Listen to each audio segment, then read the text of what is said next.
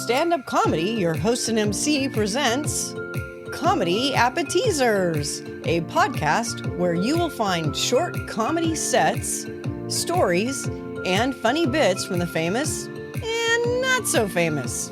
Here is your host and MC, Scott Edwards. Ladies and gentlemen, welcome and thanks for joining us for another bonus episode, An Audience of One. And we're in for a real treat because a guy you've heard many, many times on the Bob and Tom radio show, a terrific stand-up comic and a great friend, Tim Bedore, has brought his famous Vague But True segments, and we have one today that he made special for this podcast. So ladies and gentlemen, sit back and enjoy Vague But True by the one and only Tim Bedore.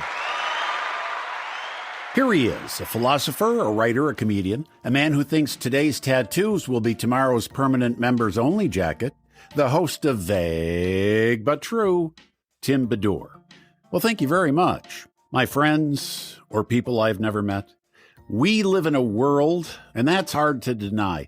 Let's start with some common ground. We live in a world, and I believe that world, our world, and the people in it are getting more and more alienated from one another every day. We have lost our sense of being in this together. Am I talking about politics? No. Climate change? No.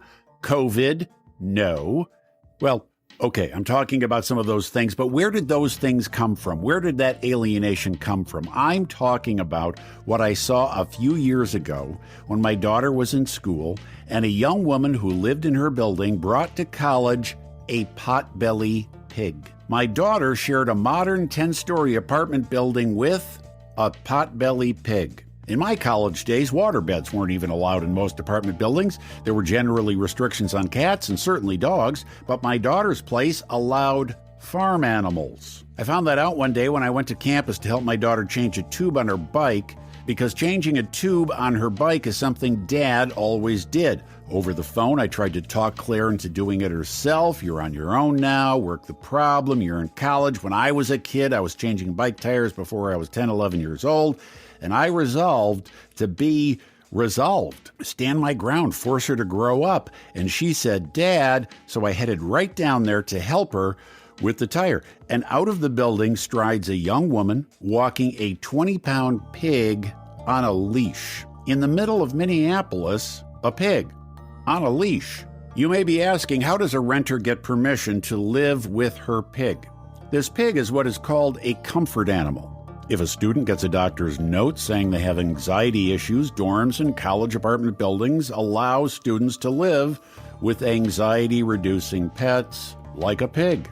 If her comfort pig helps this young woman, good for her, but I sure hope her roommates aren't Jewish or Muslims. And I also hope they grew up on farms. If you grew up on a farm, head off to college, and your roommate has a pig, well, not much has changed. But if you grew up in a kosher family, head off to college only to find out your roommate has a cloven-hoofed animal that doesn't chew its cud, that's not lousy, that's literally an abomination. Kosher Jews, Muslims, people who don't want to eat or live with pork or farm animals all will freak out when they walk in, meet their new roommate, who has not only already taken the bottom bunk, but says, oh, and by the way, meet Oscar Mayer. This may be the first time in history a kid calls home from their first week in college complaining to their parents that the roommate is a pig and not mean a messy human.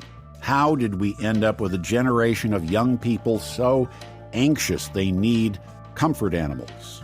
I blame participation trophies. For 5-year-olds to be rewarded with a trophy taller than them just for showing up means the rest of their life is downhill from there and thus endless anxiety. The other cause of their anxiety of not being assertive, having trouble making decisions, stems from growing up in a world where mostly sunny is somehow different than partly cloudy. All their lives, they've heard these idiot TV weather people saying, it's going to be mostly sunny today and partly cloudy tomorrow. How can you have direction and certainty in a world like that?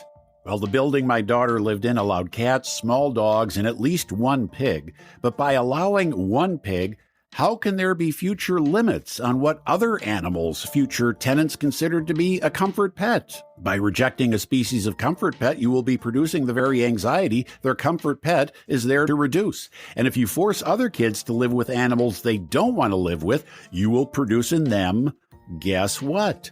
Anxiety. Now they need a comfort pet. You're not living in a college dorm, you're living in a zoo. And I predict one day a college student will come back from class and hear their roommate say, "I'm so sorry, but my comfort coyote just ate your comfort pig. I feel so bad." So no more participation trophies. Let's bring ourselves back together as one. Let's see ourselves as part of the whole, not so much as individuals, by getting rid of participation trophies. And let's stick with mostly sunny. Dump the partly cloudy. Mostly sunny, way more positive. That's Vague But True. I'm Tim Bedore on Scott Edwards, your host and MC podcast. You've heard words to remember, words for young and old to hear, words of our national heritage, words Tim Bedore said on the radio.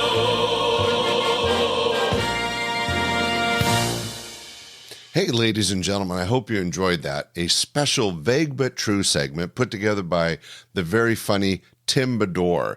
Thanks, Tim, for doing that. Ladies and gentlemen, that has been our Audience of One for this week bonus show. Thanks for listening to this week's episode of Comedy Appetizers. Be sure to share with family and friends, and we will see you this Sunday for our regular podcast, your host and MC, and again next Friday for another episode of Comedy Appetizers. Bye!